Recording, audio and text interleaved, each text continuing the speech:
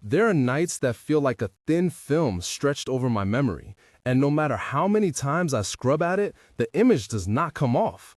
I am telling you this because these four stories are glued to the same part of my life, and for reasons I do not fully understand, I still hear small sounds from them when I wake up. It started one late summer and kept seeding itself into years that followed, each scene different yet threaded by that same small electric panic that sits behind my ribs. I grew up in a town with worn sidewalks and a train that rattled past at odd hours, a place where empty storefronts smelled like old coffee and paint, and where shadows pulled differently at dusk. On those streets, I learned to measure danger by the echo of footsteps, and I learned to trust my pulse. This is a collection of four true incidents that gripped me, made me change habits, and left me with an appetite for answers that never came. I am not trying to scare you with gimmicks. I am telling you what I remember and what it felt like to be foolishly alive in those exact moments. I will introduce the people as they matter to me then. There was Mark, who laughed too loud to hide fear; Jenna, who always carried a pack of gum and a flashlight; Luis, who drove and never spoke about his hands; Connor, who was quiet unless pushed; Sarah, who kept a tiny notebook with names written at the top of each page; and Tom, who came later and pressed questions into situations like thumbtacks. There are also faces that appear later in these accounts, like Miguel, a night security guard; Officer Allen from the local precinct; Priya, who ran the coffee shop that smelled like cardamom; and Ben, who was the kind of friend who would go back into a room to shut the light off even if it was stupid. These names will pop up because the stories are not mine alone. They landed on other people and changed them too. My backstory matters because it is why I went into some of these places and why I trusted certain people. I was a kid who read late and loved architecture. I studied design for a while and learned to look at spaces the way others looked at faces. In college, I got into urban exploration, not because I wanted likes on photos, but because vacant buildings felt like test sites for imagination. After my father died when I was 23, I stopped sleeping through storms. That loss taught me to notice small changes, the way a locksmith reads a lock. I did odd jobs to pay the bills. I worked nights waiting tables at Priya's coffee shop, and I learned to keep my car keys on the table where I could see them. That night after the funeral, I painted a small white dot on my wrist like a promise that I would be careful. But promises are paper thin when friends call you up and say, "There is an old warehouse with a rumor." I dated badly, I trusted bad directions, and I have, embarrassingly, laughed after being very frightened and called it bravado. Those years built the person who is telling you these stories now. Story 1 began as a dare and ended with a smell I cannot place even now. The plan was simple in theory. A group of us, curiosity and a camera, a warehouse with broken windows that sat behind an old textile mill near the river. Mark had heard there were old crates inside. Jenna wanted photos, Luis drove, Connor was there because his appetite for dumb thrills was insatiable, and I wanted to see the way light would fall on rust. We climbed over a low chain link and the grass was damp, the kind of wet that leaves a faint river smell on your shoes. Inside the warehouse, there was air that tasted like metal and paper, and the floor tasted like dust if there was such a thing. Our flashlights drew thin cones of light that died quickly into black.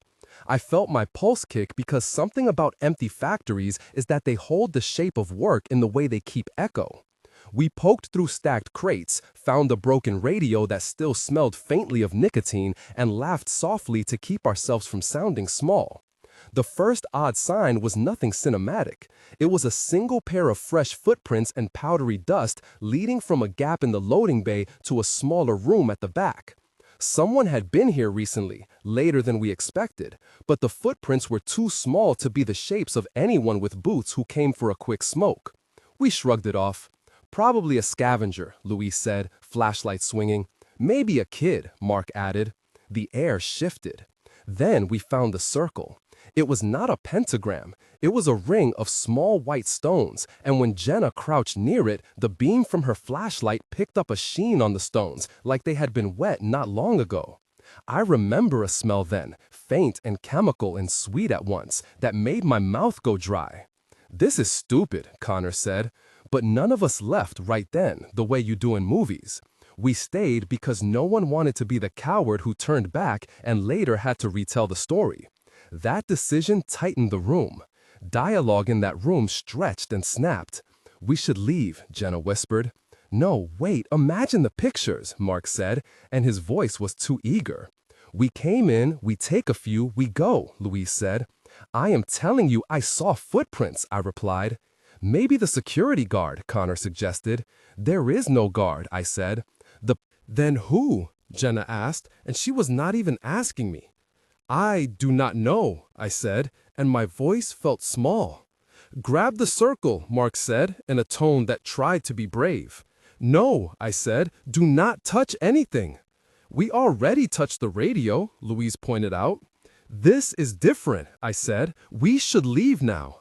"And look like fools for leaving because of rocks," Mark shot back. "Fine," I said, "but I am taking a photo, and if anyone shows up, we run." The exchange was 6 times long, each line bubbling over into the next, layers of humor and fear, and an impulse to document everything to prove nothing happened. We took photos anyway, the flash catching the damp on the stones like small stars. That first true tension moment came when something in the back room shifted and a sound like a wet cloth being dragged scraped along wood. It was a soft noise, but it focused the air in a way that made breath visible. My heart was in my throat. I felt sweat bead along my spine, and my hands went cold to the bone, even though the room was humid. The smell intensified into that strange chemical sweetness, and I tasted copper accidentally when I inhaled too sharply. "Do you hear that?" Jenna said, voice tight. "Yes," I said, the word a small stone. "We should go," Louise whispered. I remember the light catching on something low and round, moving just past a stack of crates, as if something was rolling. Mark laughed then, like someone who tries to break glass with sound. There was a sudden weight in the air, a pressure change, and the flashlight beams bent around it the way a river bends around something underwater.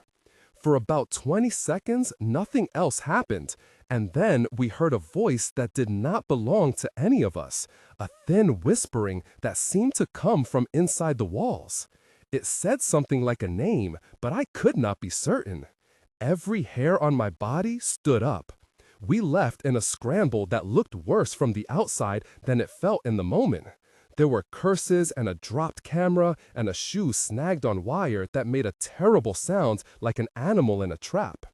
Outside, the river smelled like tin, and the sky had gone a color that I do not have a word for. We drove off with the windows open, rain on the windshield like small claps of memory.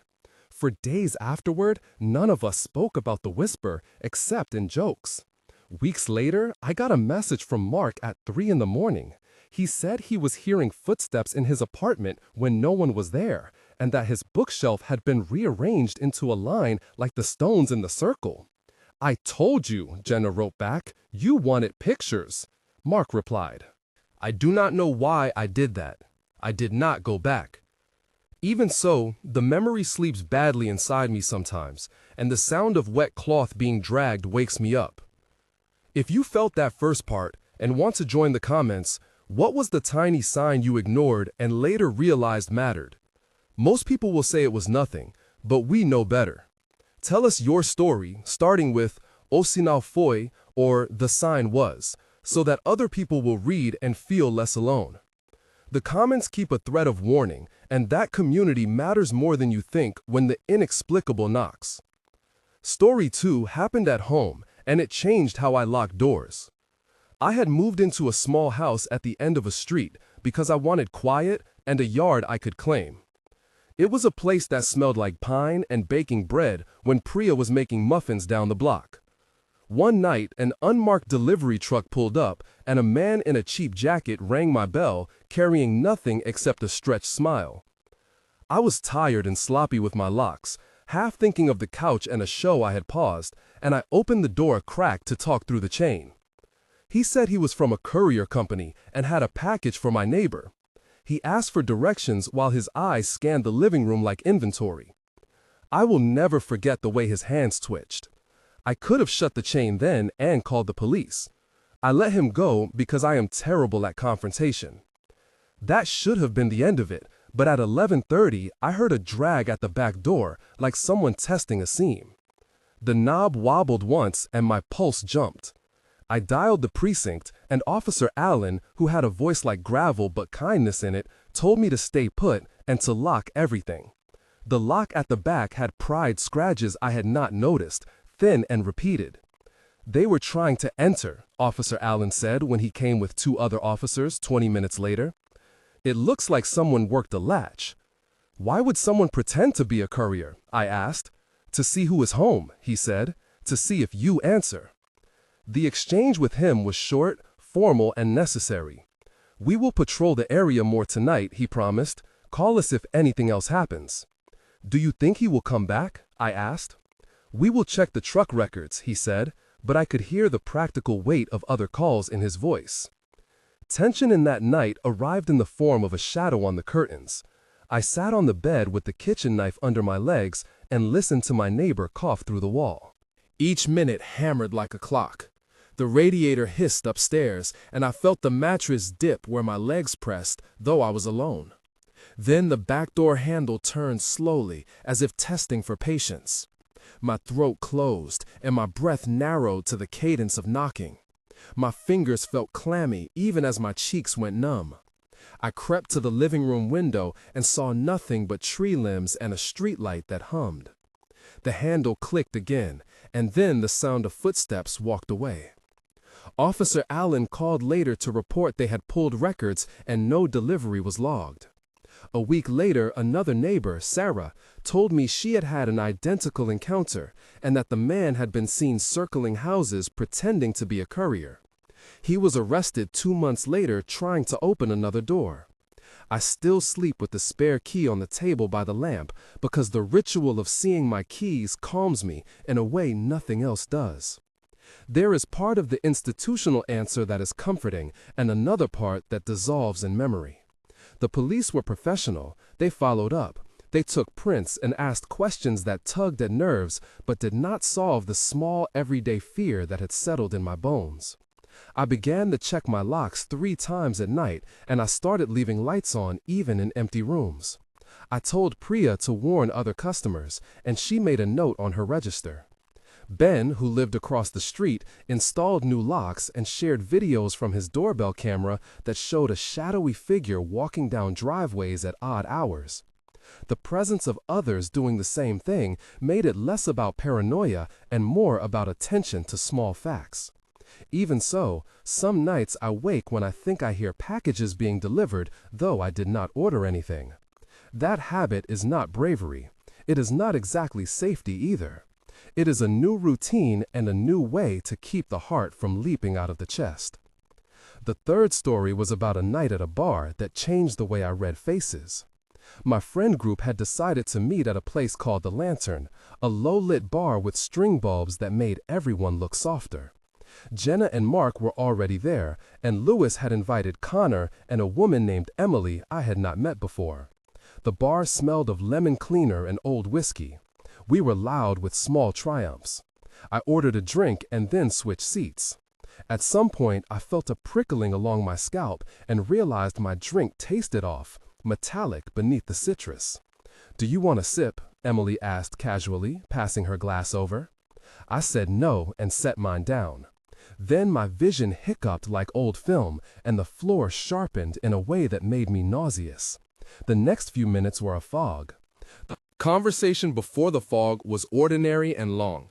"This place has the best jukebox," Mark said. "You sure about that?" Luis asked. "I always pick the worst songs," Mark admitted. "You picked them and I dance anyway," Jenna said. "I do not want this to be a night I regret," Emily replied softly. "Why would you regret it?" Connor asked, sounding too interested. "Because I have done dumb things," Emily said. "Not tonight," I said. "We are only going to laugh." "That is the point," Mark insisted. "To have a bad playlist but a good time." "I will buy another round," Luis offered. Those lines slide into each other like chips in a deck until someone calls the bluff. We rarely argued about anything important on nights like that. Tension rose when I realized my drink was not mine, and the taste of metal climbed the back of my throat. I had a conversation with Emily that hit that 6 exchange requirement naturally. "This is not my drink," I said. "Trust me," she said, moving closer. "No, I mean, I did not order this," I said. "It is the same as yours," she replied. "I just swapped them," she said with a smile. "Why would you do that?" I asked. "Because I thought you would not mind," she said. But her eyes flicked a way that did not land on me. "I do not like surprises in my drink," I said. "Relax," she said. "You are being dramatic." The bartender, Miguel, came over then and asked if everything was okay. "Yes, thanks," Emily said. "We are fine." Miguel's voice was low, and he glanced at the bottles with practiced caution. "I can make you a fresh one," he offered. I took that offer and felt both grateful and ashamed that I had not refused earlier. The taste of metal left in stages, and my head corrected itself slowly. After that night, things unpeeled in complicated ways.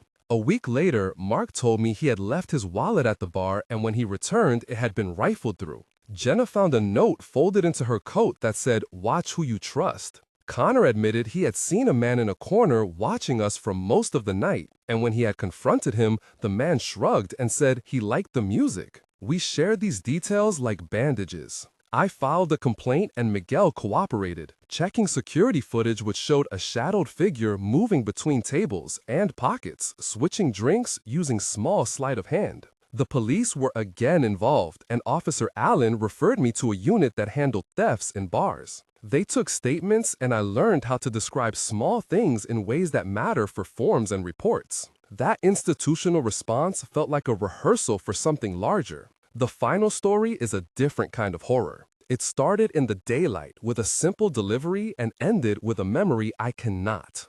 Scrub. A package arrived from my neighbor Ben with no return label.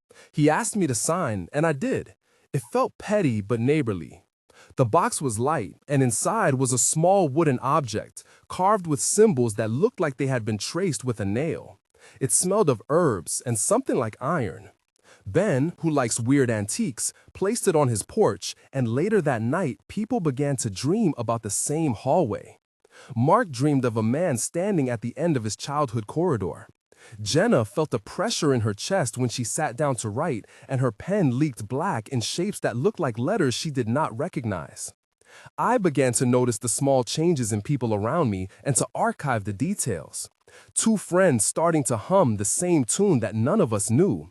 Lewis losing interest in driving because his hands felt heavy. Connor writing down lists of names that he could not explain. Those are the small threads that pull as sanity. There were multiple tension moments across these stories, but one that is hard to forget occurred months after the box arrived.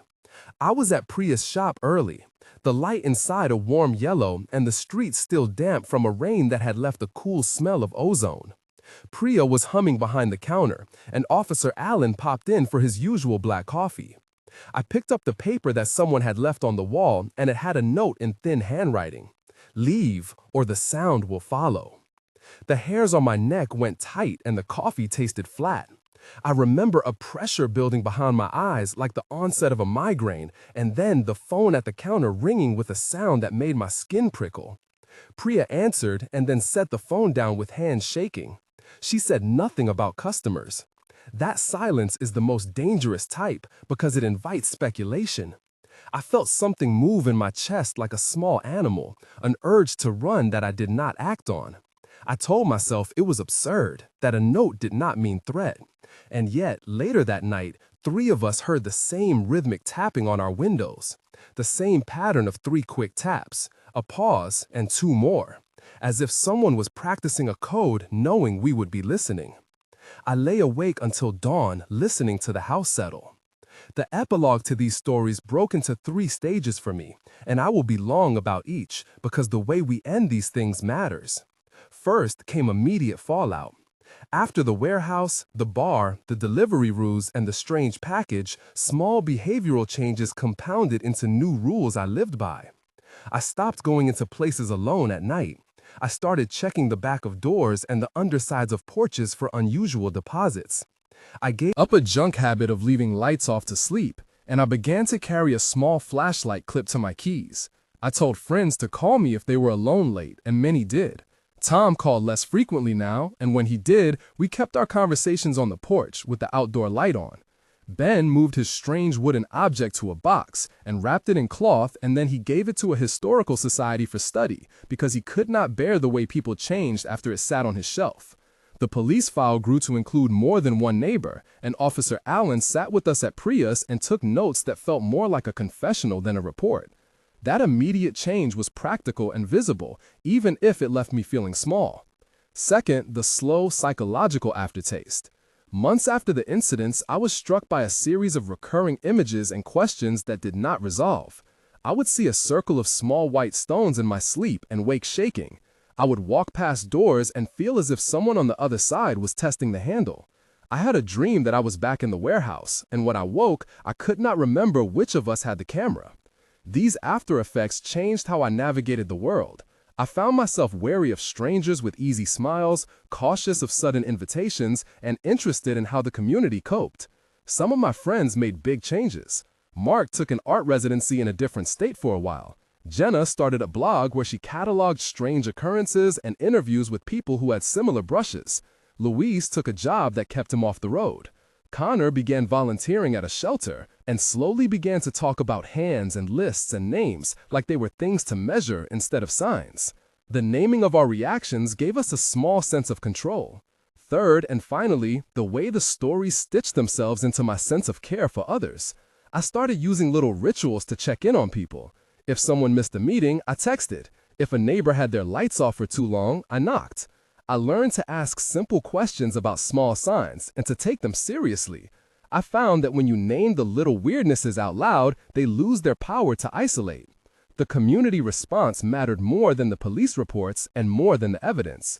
My closing thought is that being frightened is not a crime, and neither is being cautious. If you have a story like one of these, please share it below. Tell us the sign you ignored or the thing that made you stop in your tracks. I read everything, and sometimes the stories we exchange are the only practical defense we have against being alone with something that makes no sense. If you like these narratives and want more, consider subscribing. This channel is meant to collect memories, to treat them with care, and to give space to people who came out of the night changed. Thank you for listening and for sharing your small, hard truths.